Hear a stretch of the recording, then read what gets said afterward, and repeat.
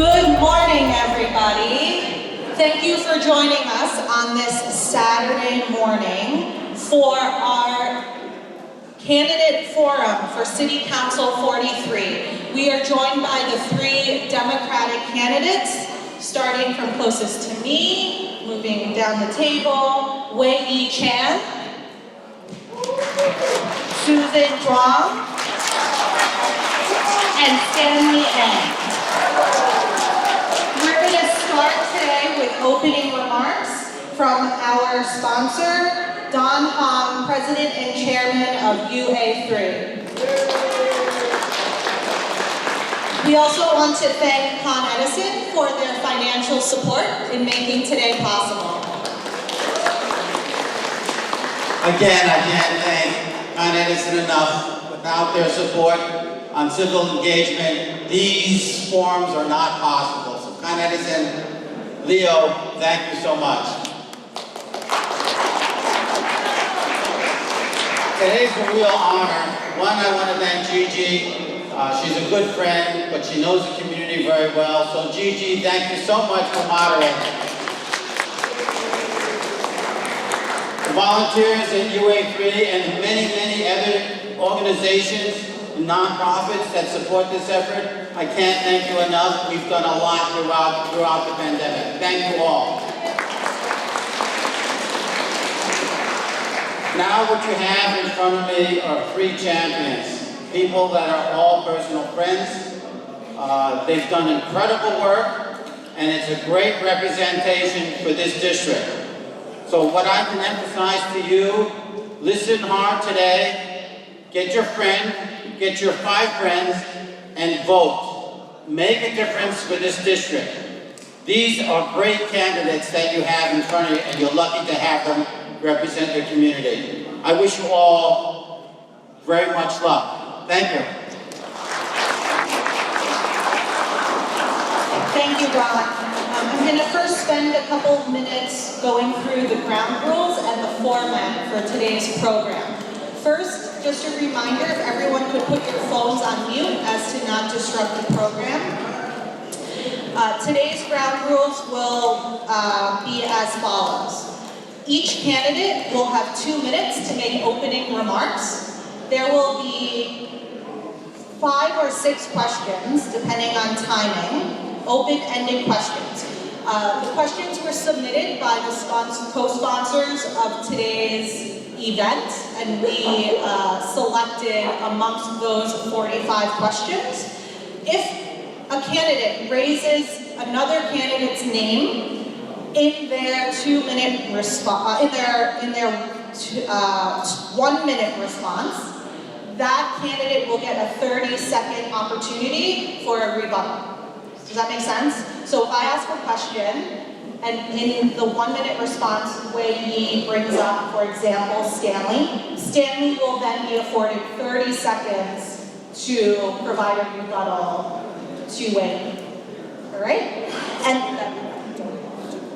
no, you get your full minute, and then there will be an additional 30 seconds for the other candidate's response. We will then give each candidate an opportunity to ask a question of one of the other 2 candidates. There will be a speed question round, which is just yes or no. And then you will have 2 minutes to do closing remarks. We have Zhuang down here, who will be your timer.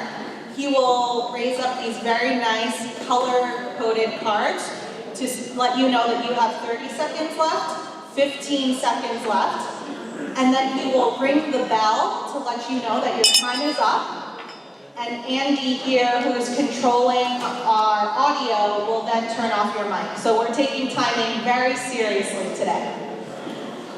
So I think that concludes the format. Does anyone have any questions or clarifying concerns? No? All right. So we are going to get started. The seating today was picked randomly by the candidates, and we will also rotate the order in which candidates get to respond first, second, or third, so that every candidate has an opportunity to be the first to address a question. So without further ado, we will start with opening remarks. Again, you have 2 minutes for opening remarks, and we'll start at the end of the table with Stanley Ng. Yes. Good morning.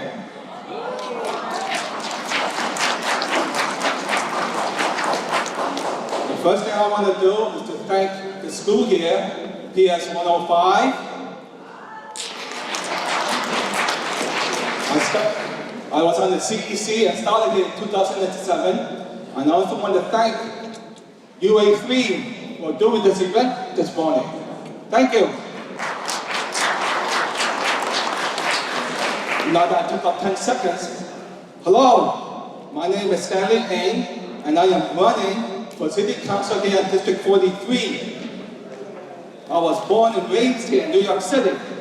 I am a product of the New York City public school system. Attended Brooklyn Tech, graduated from Baruch with both my undergrad and master's degree, so I'm not like George Soros. I have worked as a programmer for more than 30 years, and I am now retired. I have lived in the Dhaka and Bensonhurst area since 1989, more than 30 years. My 3 kids all attended District 20 K-8 schools. And based on their excellent education in District 20, all 3 of them attended and graduated from the New York City Specialized High School. I know this South Brooklyn community better than anybody on this stage, and I have seen it change these 3 years, and it's not for the better. I am running to be a city council member. I am running on 3 main issues: public safety, everyday affordability, and education. My experience on this issue makes me the best candidate running. Anyway, I see my time is up. Again, PS 105, thank you for having us. UA3, thank you for having me. Thank you, Stanley. And moving towards me at the table, Susan Zhuang. Good morning. Thank you. And thank you, UA3, to host the event today. And thank you, PS 105, let us to use your space. And thank you all the people organizing this event. And first, my name is Susan Zhuang. I'm 2 young kids. Where's my kids? I'm a mother of 2 young children, and they go to public school. I understand how important the education is. Education is our future. We have to, and we must invest in our education. And I worked for Stanley since 2014. Our office serves 5,000 to 6,000 people every year. Our Nancy knows, she personally sees a lot of people in the office. We help people, they are underrepresented. We help people, seniors, parents, the small business owners, small landlords, tenants, everyone in the community. I understand from first hand how important the community work is, and I love the constituent service because I see a lot of struggle people have in our community. I want to run for city council because I want to represent them, and because I want their voice to be heard, because I want to make sure we get same funding as the other districts, right? And also, we want to make sure our street is safe. We want to make sure our senior be taken care of. We want to make sure we want to make sure our people be taken care of. Every corner in our district, we need funding. Thank you, Susan. Thank you.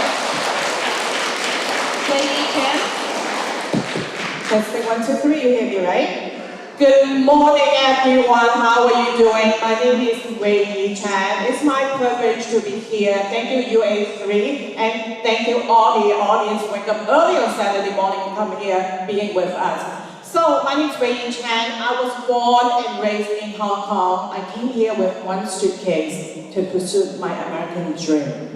When I was a student at Columbia University, I saw the first-hand immigrant community was struggling. They couldn't get any city resources. That's why I stepped up. I started teaching ESL class at CCBA in Manhattan. I taught thousands of them eventually. Later, I taught their children Chinese class. Because I believe when we here in America, our Chinese value is very important. They're able to talk to their kids. The kids are able to talk to their parents in Chinese as well. After graduating, I started my first job at CPC, the nation's largest social service organization. I want to make sure that our community has the access to the resources they deserve. Being the CPC Brooklyn Branch Director for 10 plus years, I learned a lot from the community, from you guys. You guys give me the opportunity to grow, to believe what we are fighting for. After that, I joined Councilman Justin Brennan's office and became the Director of Community Engagement, where I help the AAPI community and nonprofit organizations. During the pandemic, I saw our seniors were struggling. They don't have enough technology and social service support. That's why I joined Home Quest Community Services. I'm going to continue to fight for school safety and our school. Thank you. Thank you. We're now going to start the open-ended question portion of the debate. Clarification, I was mistaken before. You have 90 seconds for each response, so it's a minute and a half. I have to watch, have problem hearing from the side. Do you want to switch seats? When you talk, if you can look up. Oh, okay. Got it. Okay. Sorry, Stanley. I will. That speaker, I cannot hear from. Okay. So 90 seconds for each response for the following 5 questions. So, Susan, you will be the first to address this question, and then Wei, and then Stanley. The first question. Last week, 24-year-old Daniel Penny choked Jordan Neely to death on a New York City subway. Mr. Penny has still not been charged. Please share your thoughts with us on mental health and public safety. That I have been with that issue in my previous debate with New Leaf. I said we fail the people. Our government failed people. We have been talking about the mental health issue, talking about the homeless issue. How many years ago, Renee, you know how many years ago we have been talking about this issue, right? Exactly. Our government do not provide enough service for those people. This is what happened in our subway. How many people died in the subway in the past year? How many people know? How many people died in the subway last year? Over 10. Right over 10. 27. I did the research myself. 27 people died in the subway. How many transit police we have? How many? 10 years ago, we have 4,000. Now we only have 2,000. And also, how many mental health centers we need? How many?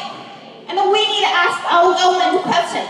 What did you do for our homeless people? What did you do to help treat our mental illness people? What did you do when this incident happened in the subway? What did you do? Our community is very angry because our government failed on us.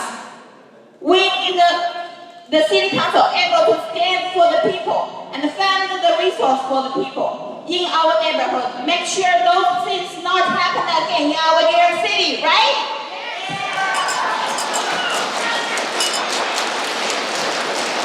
Thank you. Next is Wei. Also, candidates, please let me know if you would like me to repeat the question. Can you repeat the questions? Sure. Last week, 24-year-old Daniel Penny choked Jordan Neely to death on a New York City subway. Mr. Penny has still not been charged. Please share with us your thoughts on the issues of mental health and public safety. Thank you. Every day when I'm not outdoors and talking to people about public safety, the senior members in my center talk about public safety. Small business talk about public safety. They all ask, what can be done to make them feel safe, to raise their family in here? Part of the American dream is feeling safe and being safe. I hear it.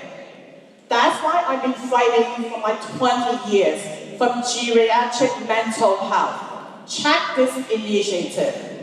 Every single year, we don't automatically refund this program. We have to fight for it. We have to go to Raleigh and make sure this initiative is fully funded for our seniors and for our community members.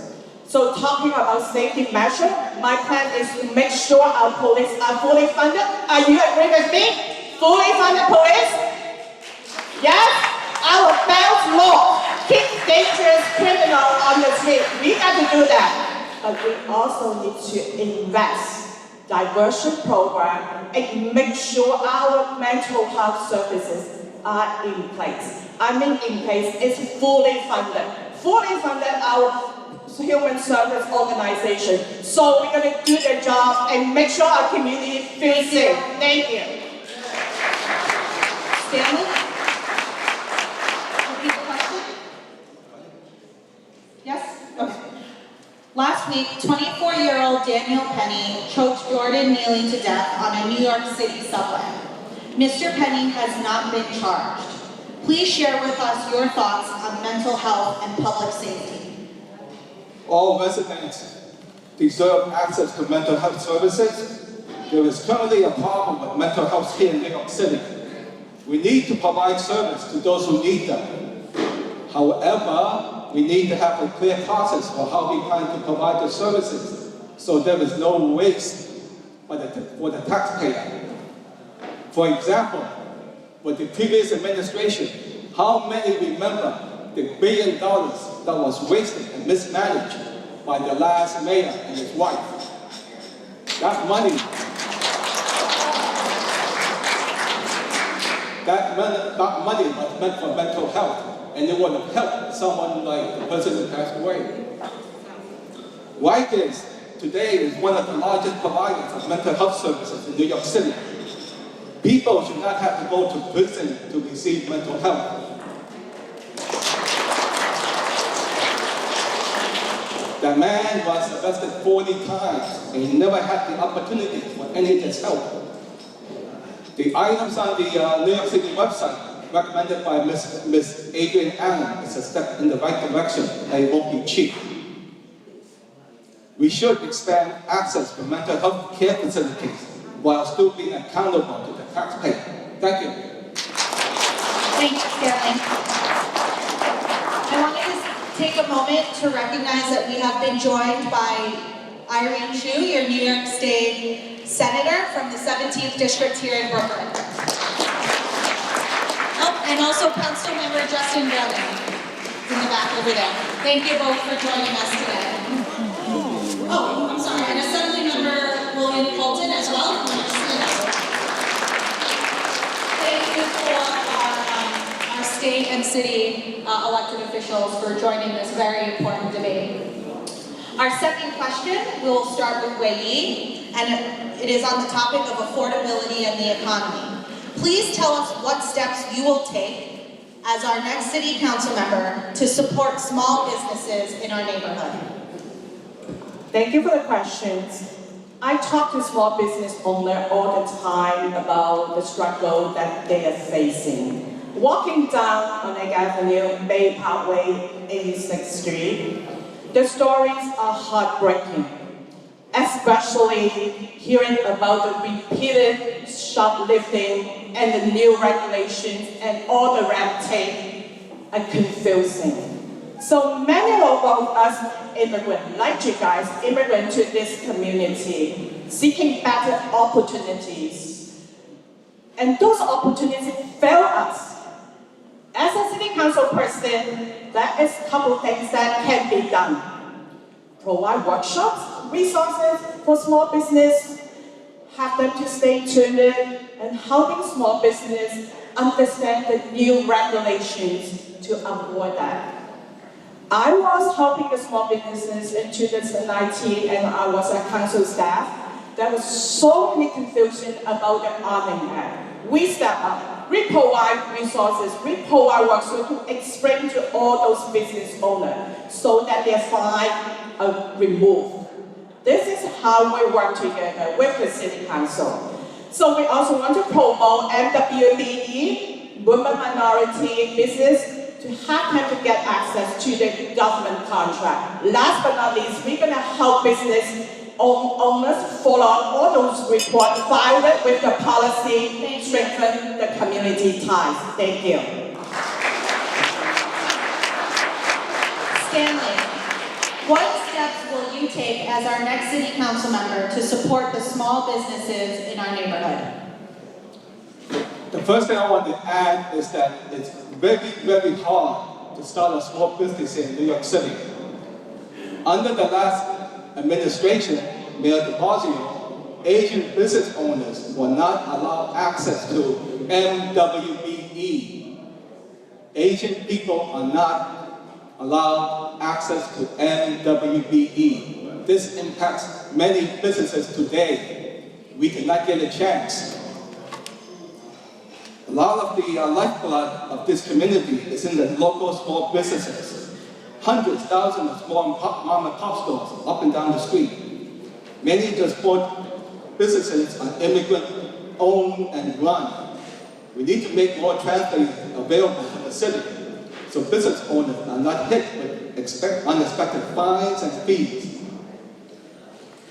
The one thing I want to add right now, vendor licenses. These vendors are on the street selling every day.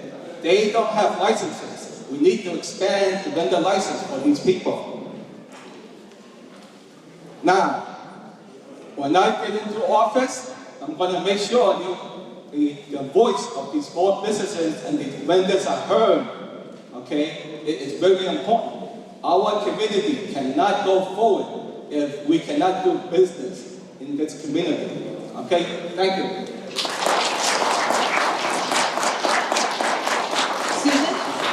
Yes, I have been working with the sentiment coaching for years. I understand from first hand because a lot of time small business owners come to our office seeking for help when they see a big fine. Sometimes $20,000, sometimes $5,000. First, I have to say, small business are the backbone of our community. If we don't have the backbone of the community, what are we going to do? We have to support those small businesses. We need to make sure they don't get big fine. They have the education resource in different language. Please hear, in different language should be provided to all the small business owners. We need to provide resources from the government. Everyone has the equal access to those resources. Not because they didn't speak the language, not because they are disabled, and also we want to make sure those rents, we have to do rent spotlights for commercial also. We make sure they don't get charged when the area doing the business, the landlord say, oh, you have to be out. We have to make sure the commercial rental should be rental stabilized also. And also for our community, we want to make sure those small businesses, if they get fined, they need a legal assistance, we provide those assistance for them also. Thank you.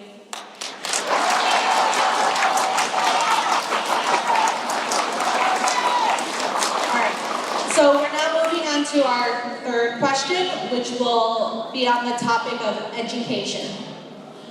What steps should the City Council take to ensure that all students have equal access to a high-quality education regardless of their race or socioeconomic background. So for this question, we're going to start with Stanley. Thank you. Education, the story of my life.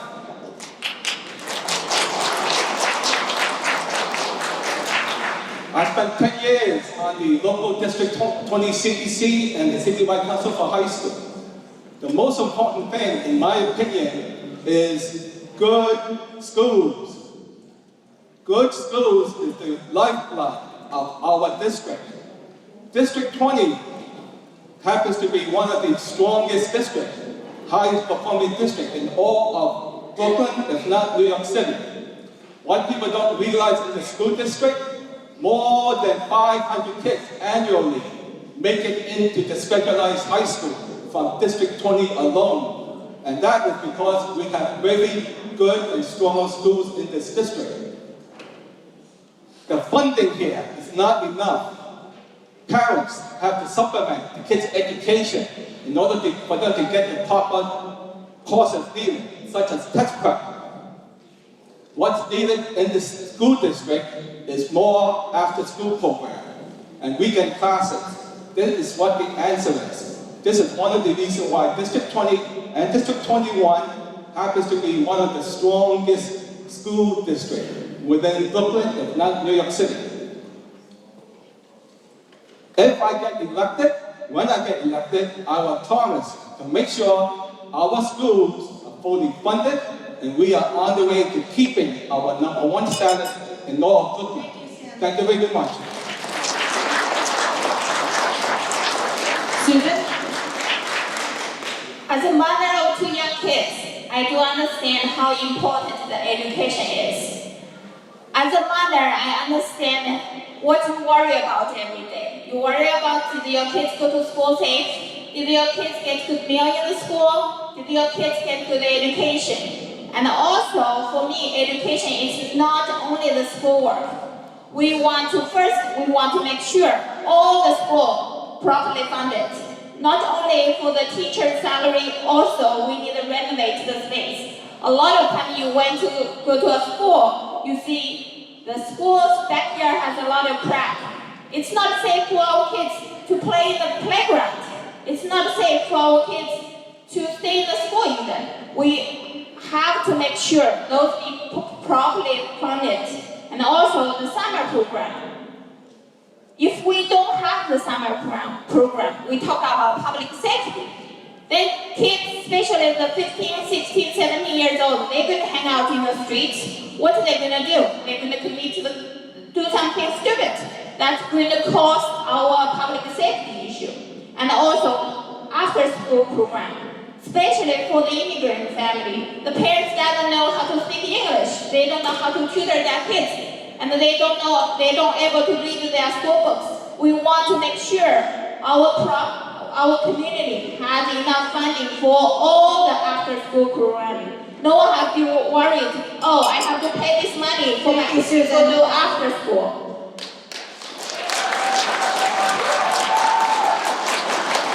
Wendy? I'm 100% fully agree with, fully fund our school.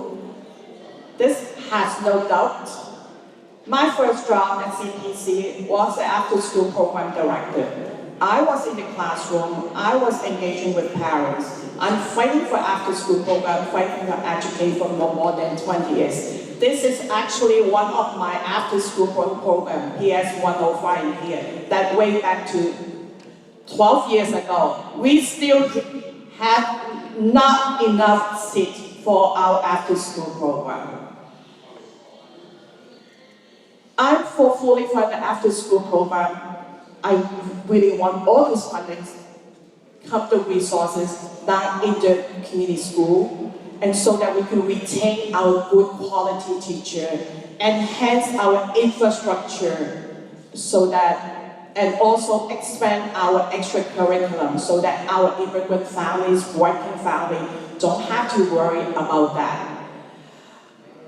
Also, I'm 100% for increasing summer program, after school program, as well as work learn grow. This is for the older high school kids. This is a great initiative, but we need to fight for more about the funding so that our kids, our immigrant community can benefit of it. Thank you. Thank you, Wayne. We're now moving to our fourth question on the topic of youth and children. And Susan, you will be the first one to answer this question. What is your plan to expand affordable childcare for working families? I don't know how many. Hello? How many people have been heard the program called Marshall Plan for Moms Task Force? This is a program introduced by Council Member Jennifer from D30th District 34th. I will fully support her plan to have the universal daycare system. Because I'm a mother, I know how hard to be a mom, have a full-time job, and take care of small kids. Especially for the middle-income working families, the child care is way too expensive. How much you know we have to pay for our child care? Almost $1,500 a month, that's cheap side. For my kids, we pay $2,000 a month for the daycare. Well, I have 2 kids, $4,000. If I work full-time job, government job, so how much do you think I get paid? The money I get all go to my kids' daycare. Do you think our government should fully fund and then have the free universal daycare program? Of course, yes. We have to support our working families. That's the reason I want to run for city council. We have to make sure all the kids be taken care of. All the moms, dads able to go to do their work, serve our country, serve our New York City constituents, right? Thank you. Next to answer will be Wayne. Second. No, Wayne. Can you repeat the questions? Sure. What is your plan for supporting affordable childcare for working families? Sure. Parents, there's so many parents over here. Parents shouldn't have to worry about children being safe when they are working, right? We're experiencing a childcare crisis in the city. And a reality where folks are choosing between food and childcare, this is disgrace. As a city council person, we need to expand our after-school program, establish subsidies for childcare funded by city, state, and federal level using their monies. Also, we need to create grants to keep open childcare facility at risk for closure, to create new facilities. That's how we can sustain and support affordable childcare. I will always be a champion for our working family. Thank you. Thank you. Stanley, yes, I will repeat the question. What is your plan for supporting affordable childcare for working families? Every young family should have access to affordable childcare, either affordable or free. I'm the father of 3 kids, each one was 2 years apart. That means they were either 1, 3, or 5, or 2, 4, or 6 at the time when they were younger. I remember the pain and frustration of locating and tracking down childcare back then. It was non-existent and not affordable. Today, thank God, New York City has the pre-K for 4-year-old in place, and they're trying to implement the K-3 in some places. In my opinion, the K-3 should be expanded throughout the whole city. And this would be the first thing I would try to do on behalf of the families here. Remember, K-3 is very important for childcare. For families with limited income, childcare vouchers are available. This is something they should be looking at. For the higher income or the two-income household, I'm a supporter of the child tax credit. We should have child tax credit for the people who are working. We should have a local version of that here in New York City. If not, Justin Brennan, consider a rebate for these families. Thank you. Thank you. We're now going to move on to the topic of housing, and Wei Yi will be the first to respond. One of the main hurdles in creating more or new affordable housing in District 43 is the availability of land for new construction. Please share with us your thoughts on building new affordable housing. Sure. We have to get scrappy when it comes to getting more housing built in the new District 43, while also maintaining the character of this community and this neighborhood. So I'm in favor of legalized basement, garage apartment, bringing them into a newly safety standard, of course with compliance. This is a win-win situation for landlord as well as tenants. I'm also advocate for converting unused office building into affordable housing. Look at, the community around. There's so many unused buildings, especially after pandemic. So why not using them convert as affordable housing? And we also need to make sure new construction building has affordable units.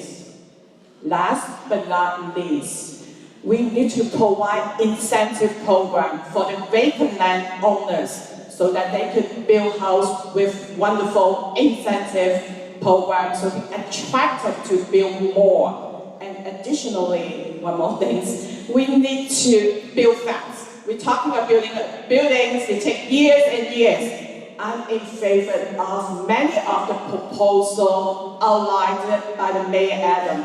Get stuff built, which the streamlined approval process and environmental review to get housing built faster. Thank you. Thank you. Stanley? One of the main hurdles in creating affordable housing is the availability of land for new construction in District 43.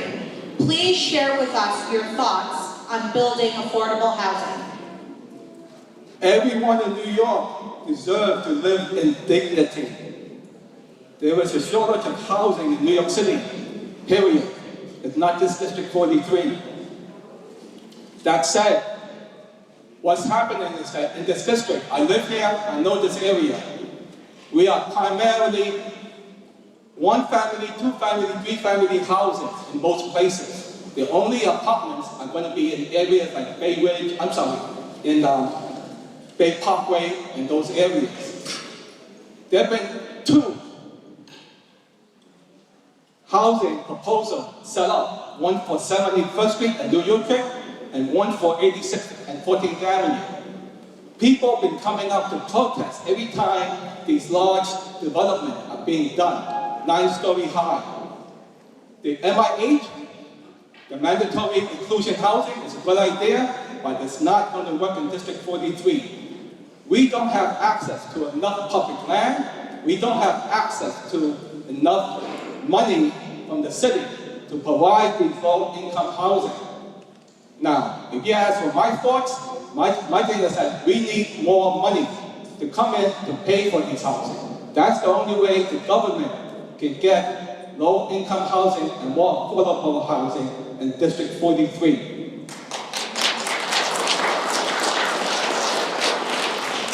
Asking the developers and asking the owners and putting the onus on them to provide the housing is not working.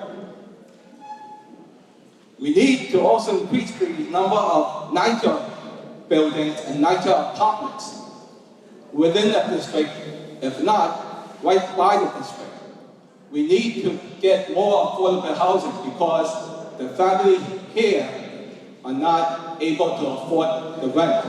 Thank you. Thank you. Susan? Yes.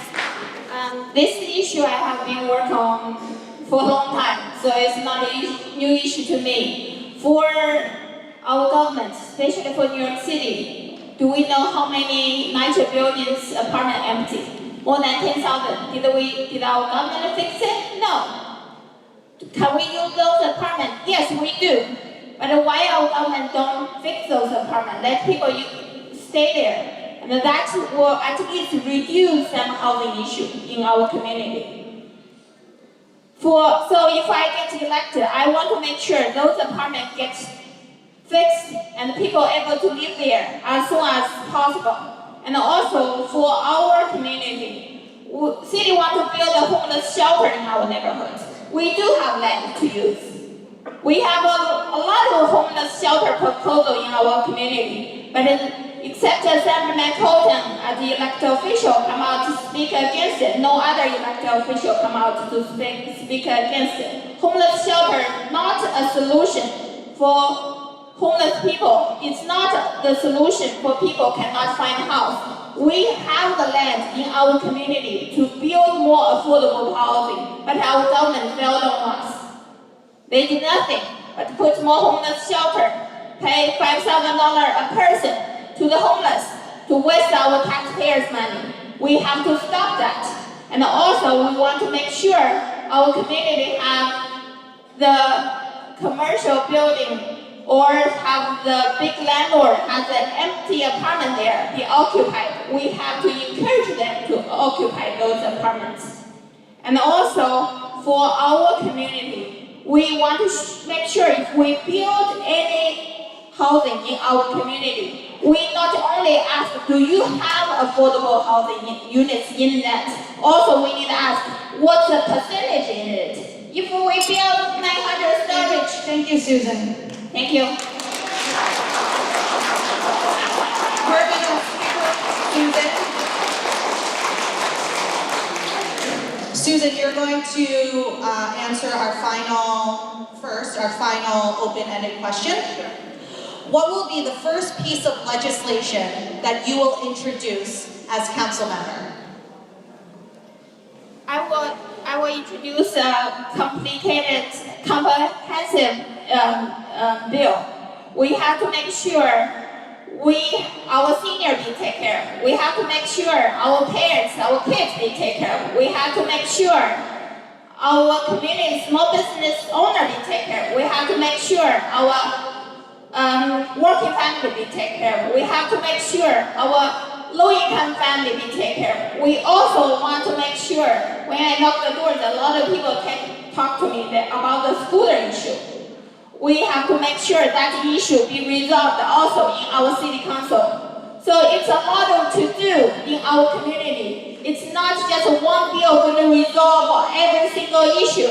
We have to work so hard and make sure to protect our community, make sure our street is safe, make sure our kids have enough education funding, make sure our seniors have a place to go, make sure our working family has people to care about them. We want to make sure every single person in the community be taken care of. That will be my bill.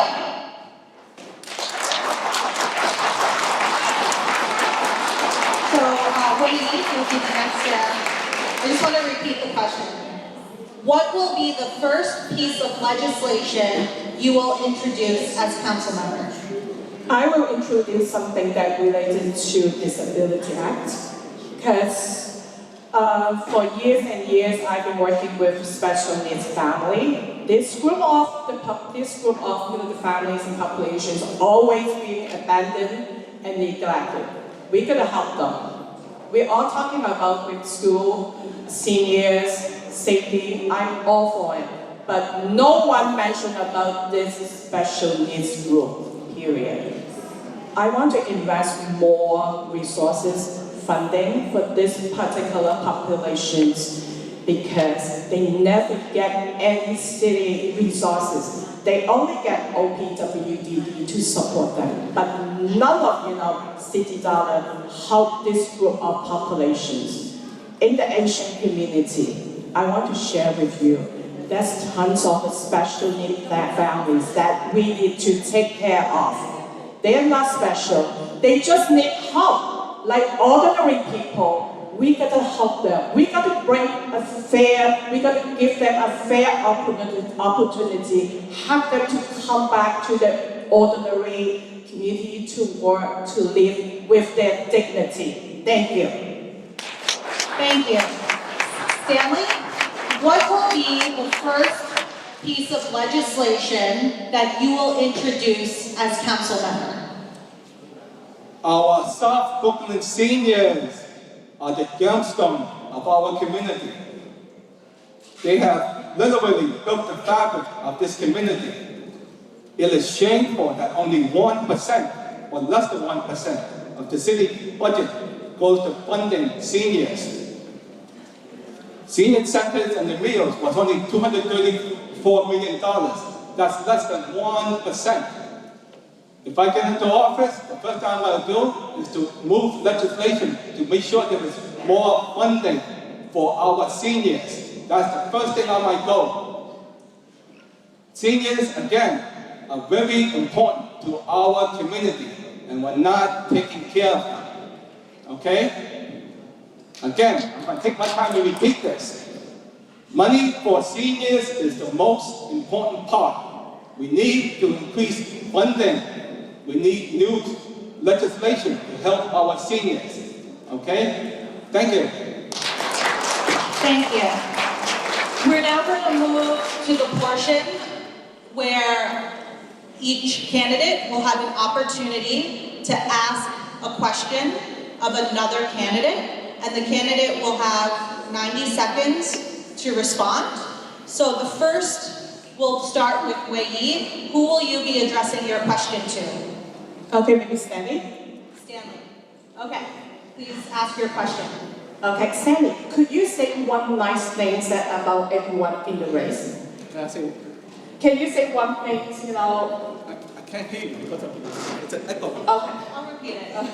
Okay, tell me if I'm okay. The right question. Stanley, Wei Yi would like you to say something nice about each of the other two candidates in this race. Sure, no problem. I've known both my opponents for more than 10 years each. I've worked with them, I've been there with them, and the one thing I'm going to tell you is, they're great people. I know Wei Yi when she was working at CPC Brooklyn, and I worked with her in several programs. I even helped them get a couple of the after school programs in District 20. So she was a very remarkable person to work with. We got the job done.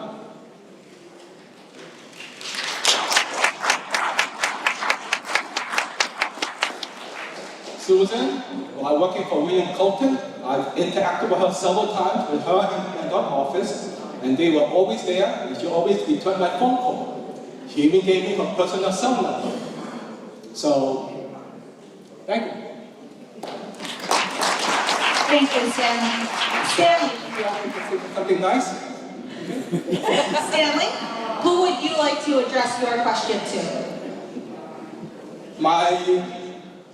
I'm not going to be asking any questions because I don't want to be negative on anything about this whole race. So I'm going to pass on this question. Thank you very much. Thank you. Susan, would you like to ask a question of one of the other two candidates? Stanley, hello? Hello? Stanley being too nice, so I have to ask you questions. Stanley, you have noticed 2020 when Council Member Justin Brandon defund the police. Okay, you got echo. Sorry. I was close to you, okay? In 2020, when Council Member Justin Brandon defund the police, Wei Chen is working for him. Our opponent is working for him. In I think when Joanne Simon running for Brooklyn Borough President, she is the advocate to cancel SHAT, to cancel our specialized high school, and our opponents support her in the Chinese community, ask people come out to vote for her. Do you agree with what our opponent did in the past? And do you think she will change everything?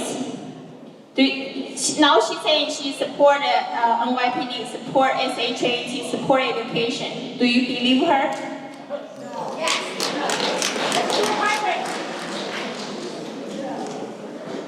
Like I said, my campaign, my people in my campaign, we will not go negative on people. I am here to run in this race. I am going to be here to run on my merit. I am going to be here to run on my standing. A question like that, I'm not going to answer. Thank you. Because Susan mentioned Wei Yi in her question, I'm going to give Wei Yi 30 seconds to respond. Sure. Since you mentioned my name regarding different NYDD from my former employer, so I'm running for my own campaign. I didn't get it. Why politics is like it has to link two persons together. I'm Wei Yi Chan. I'm running for my own campaign. Number one. Did you speak up for people that time? Sorry, this is not a back and forth, so just let her finish, please. So I'm running for my own campaign. I'm full years to go. Regarding what you mentioned, Joanne Simon, I did not support her. I just want to introduce her to the community, but it wasn't successful. That's the story, very simple. Please don't pass out untrue facts. Thank you. Thank you, candidates. We're now going to move on to our lightning round. I know it's very difficult, but we're going to try to do yes or no. The final question will have a why or why not, but there will be 4 yes or no lightning questions, and then the final one, you'll have an opportunity to explain yes or no. Okay? So we're going to go in the same order for all of these questions. We'll do Wei Yi, Susan, and then Stanley. Okay? Please try to stick to yes or no for the first 4. So here we go. Do you support congestion pricing? No. No. No. Do you support landlords not being allowed to run criminal background checks on potential tenants? Same order. Wei Yi, Susan, Stanley. No, I don't support it. No. I have fight for that also. No. Do you support legalizing basement apartments? Yes. Depends the situation. Maybe. All right. Do you support fair share? Do you support fair share? Yes. Depends. These are supposed to be hard. Maybe. Maybe. Okay. Here's the final question where we'd like you to say why or why not. If elected, will you join the Progressive Caucus and sign the Progressive Caucus pledge? Why or why not? Wei Yi? No, I won't do that. I'm a moderate Democrat. I'm running for my own vision, serving the community. I am not. Susan? I have been known as a moderate, not have been saying as a moderate, I will not join the Progressive Democratic Caucus because I'm a moderate. I want to speak up for our community, not speak up for just the people who want their personal goals. Thank you. Stanley? I will not sign. And one of the basic reasons is that they have a policy where they're very, very anti-Semitic. I am not going to do that to my Jewish brothers. Okay? So I will not sign such a pledge. My table, my group, the people that I work with, we are very inclusive. There's a seat at the table for everybody.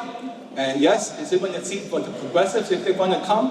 But I will not sign a pledge like that if they're anti-Semitic. Thank you.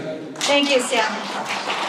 We've now reached closing remarks. You will have 2 minutes each for closing remarks.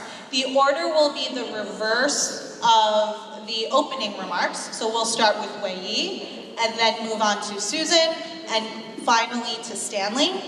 So please use your 2 minutes wisely, and if you don't feel like you've done so already, please tell the audience and those who are joining us on Zoom why you believe that you're the best candidate to be the council member for District 43. So again, my name is Wei Yi Chang. Thank you, UA3. Thank you, Gigi Lee. Thank you, everyone who attends. And let me share my vision for how we can get together for Southern Brooklyn. I love this community and have been in this community serving for more than 20 plus years, since I was here 22 years old. To reiterate, I want to invest our public schools, protect HSSAT, and expand after-school program and summer program. I want to fully fund our police to get illegal guns out of the street. I want to expand senior programming, which is I'm doing it every day, and housing as well. And I want to make sure Southern Brooklyn is affordable and home to opportunity for all. I have been endorsed by a lot of elected officials, Councilman Justin Brennan, Senator Evan Chu, Senator Andrew Ganadis, former Assemblyman Peter Barty, former Councilman Vincent Gitelli, former Councilman Damla Rekia, and 3 district leaders, and PSA CUNY, Resilience PAC, they reach Democrat Brooklyn Young Dem, and the new majority. And most importantly is the 504 Democratic Club. And over 50 community leaders endorse me as well because they know me, I'm the one who will get the job done. I'm able to serve this community since day one because I have my background, I have my resume, I have my passion serving this community. I truly love this community, that's why I stay here, and I am committed to fight for school safety and senior, and bring all the resources that we deserve in Southern Brooklyn. Thank you. Thank you, Wei Yi. Susan. I'm running for this seat because I have learned from the first hand from Assemblyman Colton how to serve our community. I have learned how to represent our community. I have learned why our community needs a leader like me to stand up for you when anything happens, have the guts to speak up and against the people hurt our community. I know what's important for the public safety. I know what's important for the parents. I know what's important for the education. I know what's important for the seniors. I know what's important for our small business owners because I help them from first hand. I know what's important to help our disabled person, disabled kids to transfer schools. I know what needs to get done to help our working class, what we need to do to help our low-income class, because I help them. I know from everything from first hand, from the experience I have, and I have the most important experience working with government agencies. I have the experience working for all the underrepresented people. I'm a mother of 2. I care more than public safety more than other people else. And if you are a senior, if you are a parent, if you are a veteran, if you are a student, if you are a disabled person, if you need food stamp, if you need a public housing, if you don't want homeless shelter in your backyard, if you don't want no one speak up for you when you in the issue, face the issue, you have to vote for me. Because I'm the only person who has the guts to speak up for the people. Not because just saying to speak up, I actually did speak up for the people. Thank you, Susan. Stanley, when you're ready. Thank you for having me at this candidate forum. I am running in this race to represent you, the people who are not associated with any of the Democratic political clubs. I am not a politician. I have never worked for any politician. I am running as an outsider to bring my perspective to City Hall. I do not represent any of the political clubs or their views. My concern is what you, the residents of this district, want. I've spoken to many people, and they all have the same three issues: public safety, education, and affordability. I am running on those three items. Public safety. The only thing I can do is to help out the community as much as possible, and I have been volunteering with a safety patrol out in Shipset Bay. This is how I learned what public safety is, by walking the streets. Education. I served for 10 years on the local CEC and the Citywide Council for High School. I have even sued New York City in 2007 when they discriminated against the Asian kids in our district.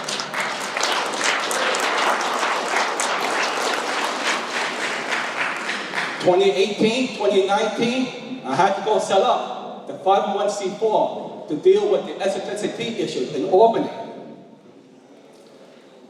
Affordability. I spent more than 2 years dealing with the food pantry and running them. I will work and fight for your concerns, and I do not do this on behalf of the political establishment. I humbly ask you for your vote on June 27th. A vote for me is a vote for the community, not the establishment. Thank you. Thank you. That concludes our program for today. Can I have a round of applause for all three of our candidates, Stanley, Susan, and Wei Yi? Thank you, thank you, thank you. Thank you. very much for coming. Thank you. Also, a couple of remarks from our chairman and president of UA3.com. So I welcome for you guys to actually talk to the candidates. We have a few minutes before we go on to the Republican forum. So welcome you guys to step down, and thank you so much again, Wei Yi, Susan, and Stanley. Meet your people.